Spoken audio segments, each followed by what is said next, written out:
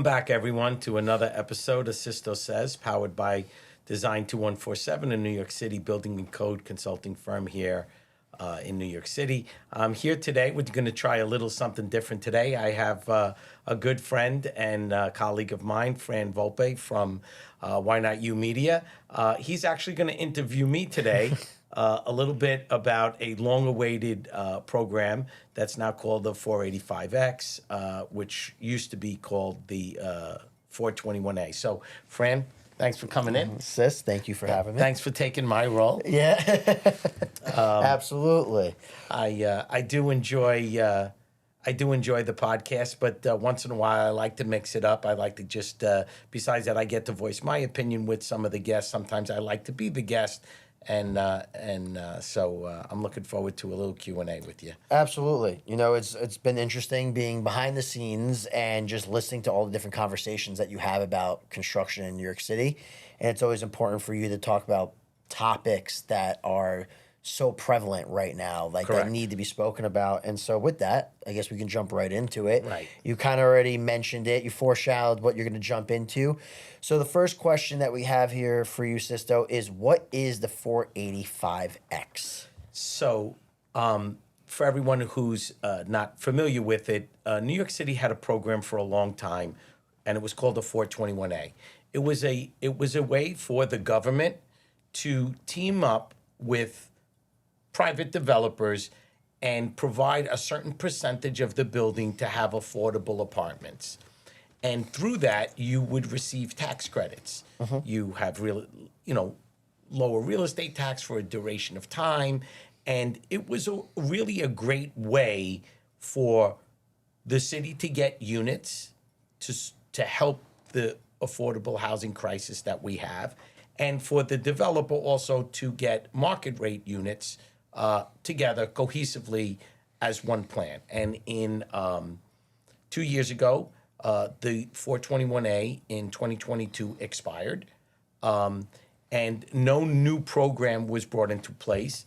Lo and behold, April 20th of 2024, the 425X was very initiated. recent. Yeah, and the bill was passed through the efforts of the governor and our mayor to help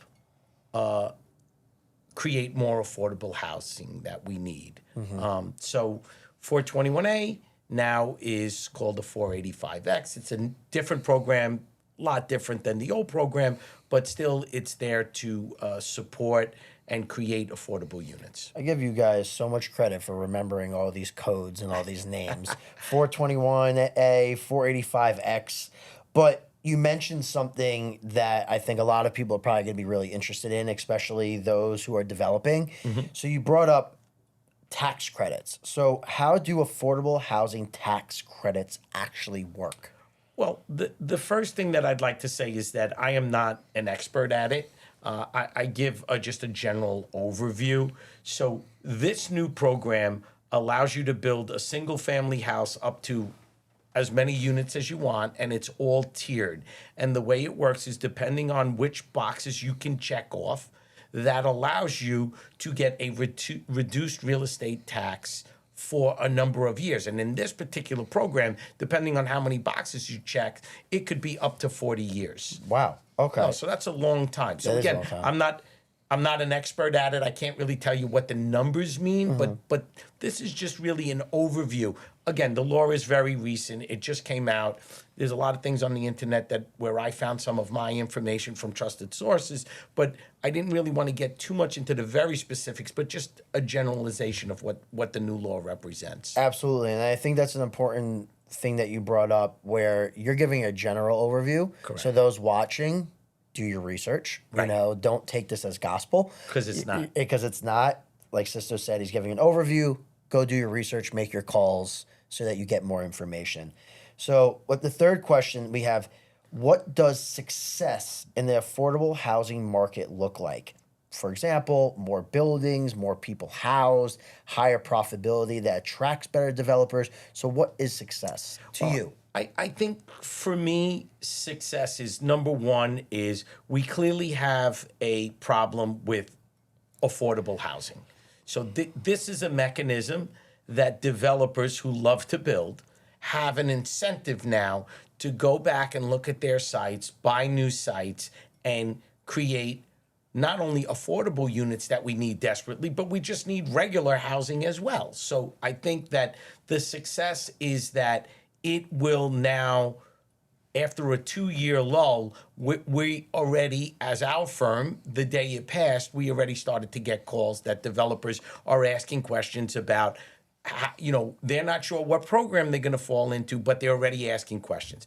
The other part is that there's also the economic part of it. Architects need to work. Engineers will be working. Construction workers will be there. Code consultants like myself. Everyone gets a piece of the pie, which that piece has been stagnant for 2 years. So Wow. I think, that's going to spur the local economy here in New York City as well. And that's important. So, with that being said, by that measure of success that you mentioned, do you think the 485X will be more successful than the 421A in creating affordable housing? That's a really great question. And I think that whenever a new law comes in, it takes time for it to organically grow and see how developers will use that partnership properly. And I think that's really the key, because it's a partnership. No different than my partnership with you, Francis, right? So you and I have become really good friends off the air, on the air. You've taught me a lot about building a podcast, but there's trust. Yes. So here, I think that once the developer trusts this new law and understands what it represents, I think the success will be that once it's trusted and we can build from it, we will at least start going in the right direction in terms of affordable housing that's needed. And to me, that's success, because we've been going the other direction, based on statistics that we see, that we're going in the wrong direction versus the right direction. And I think this is going to put us back on track. Hopefully. So, next question I have for you is, so like you said, developers have to build trust with the program that's being put out there. So, what is the biggest misconception developers have about programs like 485X? Well, that's really tough, because I'm not a developer, and I do not really know the economics of cost versus return on investment, what the tax abatement really does, how much they really save. But I do know without it, no one was building affordable housing. So for me, I think the biggest misconception is that the 485X is there as a tool for developers to partner with. And to me, that is not a misconception. That is the reality. So that's what I feel at face value, that's what it is. So I don't think there's a misconception there. I think it's about knowing the law and using it for your site to an advantage, not only for yourself as a developer to put out a great product, but to provide housing that's needed. So to me, it's not really a misconception. I just think you have to know what your site means and what your project means for it to work. The last and final question about 485X is, what does the new legislation mean for developers that had projects in development when 421A expired? That's an important question. Correct. So currently our office has probably 6 projects that are in development now. And what they did is they extended the program that you had to have your project done by a specific date.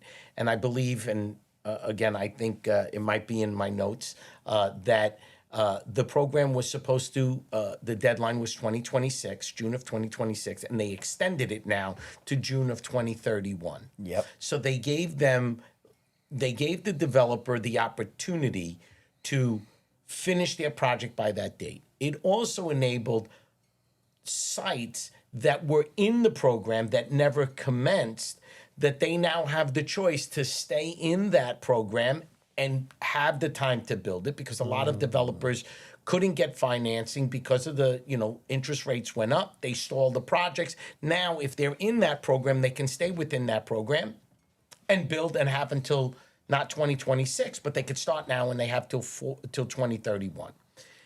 The other part of that is if they're already in construction, they don't have to rush to finish by 2026. They can actually finish by 2031. So I think that it enables the sites that were in the programs prior to stay in it and have a longer duration. And the contractors that were sweating and developers that were sweating a few months ago saying they have to be done by next summer or 2 summers from now, they don't have to worry about that now. Now they can wait till 2031. Do you think, just to kind of piggyback, do you think even with the extension to 2031, if developments aren't done by that time, because you can't predict what's going to happen in 7 Right, but years, now- do you think there will be another extension that they can file for? I don't think so, because now that they have another program, and that's a great question, friend, is now you can opt out of that program if you want with your site and start all over and apply for the new one. Okay. So that's really why giving them the extension says, hey, if you want to stay in this program, you can stay in it and you got till 2031. But if you want out, you can go into the new program, and I think that one expires in 2035, I think. So 4 extra years. Yeah. And that makes a big difference. And from today, it's 11 years. That's a long- that's a long long time. time. So in construction, that's a long time. But I can say that being the host of this podcast,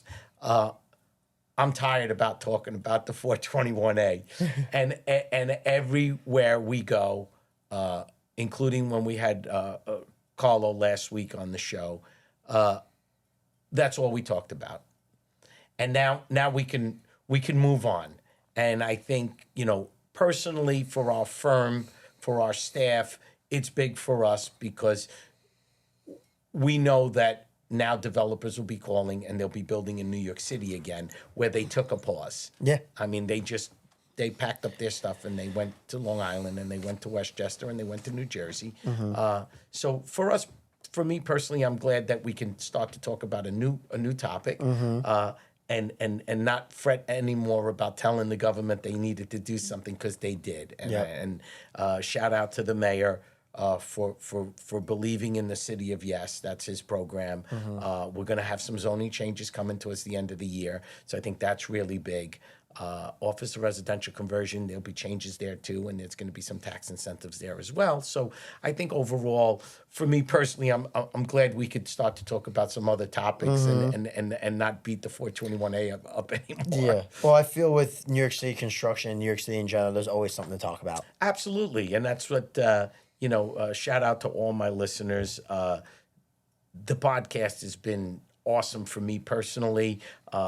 I can't tell you how many places I go to, Fran, with the vision that your team has given us, of how many people truly enjoy this show, feel that they're getting educated, they can stay in touch with some of the topics. And the one thing about being a podcast host is that you don't have to be an expert at everything. No. You just having great guests and having them come in and communicate You about bring on the experts. exactly. And it's been a lot of fun, and we're going to be doing some new things as we go forward. We're going to change it up a little bit. We're evolving a little bit more. Have to. Yeah, looking for more guests. If you want to be a guest on the podcast, please reach out to me. You could do it through the comment section on YouTube. You can reach out to me, on LinkedIn. Looking for guests, looking for topics. Yep. Anything that you feel that we could add to the viewership of informing our viewers is really the goal. And I think that we're going to have a lot of positive things with this 485X, but I think it has to grow. I think we're going to have to really dive into it. It's only been out for a week. Well, you continue putting out information, educating people, and I think people understand that this is a very niche podcast. You're speaking to a certain type of individual that works within New York City's construction Absolutely. realm, and this is for them to know what's going on and hear it and then look it up and read about it and speak to their friends, because like you said, something's always changing and you have to be on Always. top of it. And you're not just doing the podcast. You have newsletters that go out.